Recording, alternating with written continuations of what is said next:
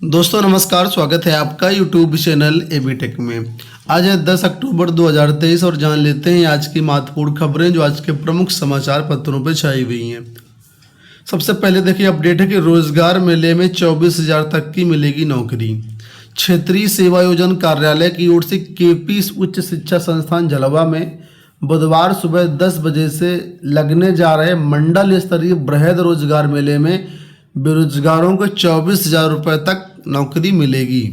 मेले में निजी क्षेत्र की कंपनियां आएंगी, 3200 पदों पर चयन करेंगी। इसमें हाई स्कूल, इंटर, स्नातक, ITI, डिप्लोमा पास 18 से 45 वर्ग के अभ्यर्थी प्रतिभाग कर सकते हैं। तो अगर आप भी रोजगार मेले के तहत जॉब चाहते हैं तो आप लोग जा सकते हैं। केपी उच्च शिक्षा संस्थान में बुधवार को ये रोजगार मेले का आयोजन किया जा रहा है सुबह 10 बजे से। ठीक है, यहाँ पर कोई भी क्वालिफिकेशन हो आपकी, हर प्रकार की क्वालिफिकेशन के लिए अलग अलग कंपनियां आएंगी और युवाओं का चयन करेंगी। 3200 पदों पर यहाँ पर कुल मिलाकर के चयन होना है। दूसरी अपडेट देखो यहाँ पर है कि मिशन रोजगार के अंतर्गत 393 होम्योपैथिक फार्मासिस्ट को नियुक्ति पत्र वितरण का आज कार्यक्रम है 10:30 बजे से लोक भवन सभागार लखनऊ में, जिसका यहाँ पर जो वितरण है आप देख सकते हो कि माननीय योगी जी करेंगे। यहाँ देखो अपडेट है कि शिक्षकों ने निदेशालय घेरा, DG सख्त। पुरानी पेंशन, पदोन्नति, कैशलेस इलाज समेत कई समस्याओं को लेकर के हजारों शिक्षकों ने निषादगंज स्थित शिक्षा निदेशालय में प्रदर्शन किया। शिक्षक प्रतिनिधियों ने अफसरों पर तानाशाही रवैया अपनाने का आरोप लगाया। नाराज शिक्षकों ने स्कूल महानिदेशक समेत अन्य विभागीय अधिकारियों के खिलाफ नारेबाजी की। चेतावनी दी कि यदि उनकी मांगों पर 1 महीने के भीतर विचार नहीं हुआ तो बड़ा आंदोलन यहाँ पर करेंगे। वहीं पर DG भी सख्त दिखे अधिकारियों पर। उन्होंने कहा कि इतनी भारी संख्या में आखिर सामूहिक अवकाश शिक्षकों को कैसे दिया गया, और ये भी आदेश जारी कर दिया कि आज सभी स्कूलों में स्थलीय निरीक्षण करके इन सभी की अटेंडेंस चेक करो कि आज ये विद्यालय पहुंचते हैं या नहीं पहुंचते हैं। अगर कोई नहीं पहुंचता तो उस पर सख्त कार्रवाई करने के भी आदेश जारी किए गए हैं। तस्वीरें यहाँ पर आप लोग अच्छे से देख सकते हैं कितनी ज़्यादा भीड़ है। बेसिक शिक्षा निदेशालय के जो कर्मचारी थे वो खुद कमरे में कैद हो गए। ठीक है, दरवाज़ा बंद कर दिया। फर्श और सीढ़ियों पर पसरे रहे शिक्षक। कामकाज पूरी तरीके से ठप था।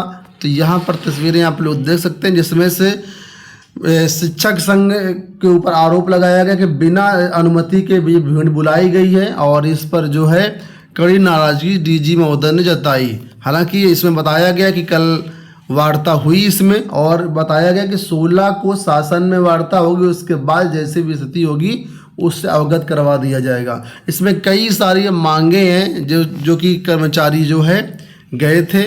तो यहाँ पर मांगे जो है वो पुरानी पेंशन को लेकर के है, शनिवार अवकाश, दूसरे शनिवार को अवकाश को लेकर के भी है, कैशलेस चिकित्सा योजना को लेकर के, और भी कई सारी मांगे हैं। तो इन मांगों के लिए 16 अक्टूबर को शासन में वार्ता होनी है। वहीं पर जो शिक्षक थे वो DG महोदय के खिलाफ भी नाराज दिखे और कहा कि DG के खिलाफ होगा आंदोलन। यहाँ पर आप लोग देख सकते हैं ये सारी अपडेट यहाँ पर आज के समाचार पत्रों में दी गई हैं। ARO की भर्ती के लिए आवेदन प्रक्रिया प्रारंभ हो गई। 411 पदों में 334 पद ARO के इस बार आए हुए हैं। ठीक है, तो इसके लिए आवेदन जो है प्रारंभ हो चुके हैं। आप लोग इसके लिए फॉर्म भर सकते हैं। फॉर्म भरने की प्रक्रिया पूरी तरीके से बदल चुकी है। डिटेल्ड वीडियो हमने कल बना दिया हुआ है कि फॉर्म ARO का कैसे भरें, एलिजिबिलिटी क्राइटेरिया का भी वीडियो बना दिया, तो आप उन वीडियोस को देख करके फॉर्म भर सकते हैं। यहाँ पर अपडेट है नए शिक्षा सेवा चयन आयोग को लेकर के, जिसमें बताया गया है कि आयोग का दायित्व उठाने को चयन बोर्ड का भवन तैयार। बेसिक से लेकर के उच्च शिक्षण संस्थानों में शिक्षक भर्ती के लिए गठित हो रहे राज्य शिक्षा सेवा चयन आयोग का कार्यालय उत्तर प्रदेश माध्यमिक शिक्षा सेवा चयन बोर्ड में बनाया जाने की संभावना है। इसका एक कारण इसमें कक्ष अधिक होना है और भवन चयन बोर्ड का निजी का होना है, जबकि उच्चतर शिक्षा सेवा आयोग का भवन अपेक्षाकृत छोटा होने के कारण साथ साथ किराए पर भी है। तो यहाँ पर चयन बोर्ड जो है पूरी तरीके से सही है नए शिक्षा सेवा आयोग के लिए, और सरकार भी यही चाहती है क्योंकि ये खुद का है, किसी किराए पर लेने की ज़रूरत नहीं है। तो संभवतः जो है चयन बोर्ड को ही नए आयोग का कार्यालय बनाया जाएगा।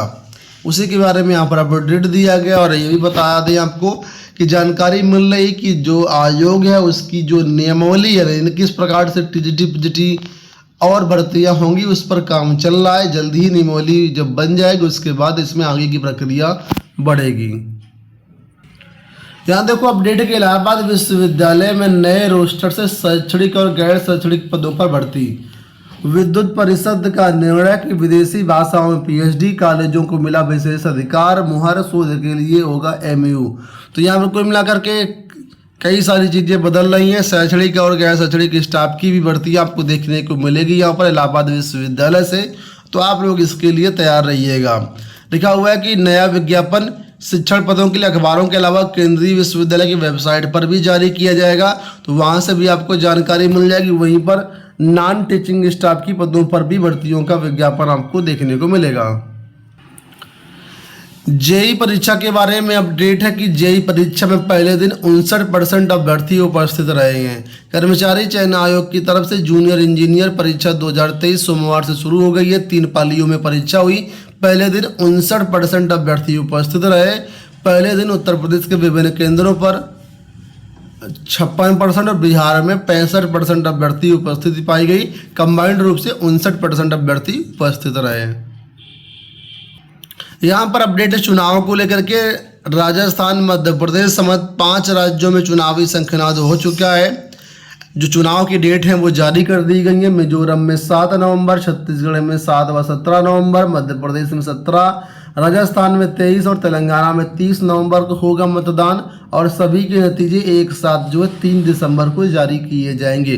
तो फिलहाल यहाँ पर आचार संहिता लग गई है। भर्तियाँ ठप हो चुकी हैं। जो पहले से भर्तियाँ हैं वो चल रही हैं। नई भर्तियों पर कुल मिलाकर के नए विकास कार्यों पर रोक लग गई है आचार संहिता के कारण।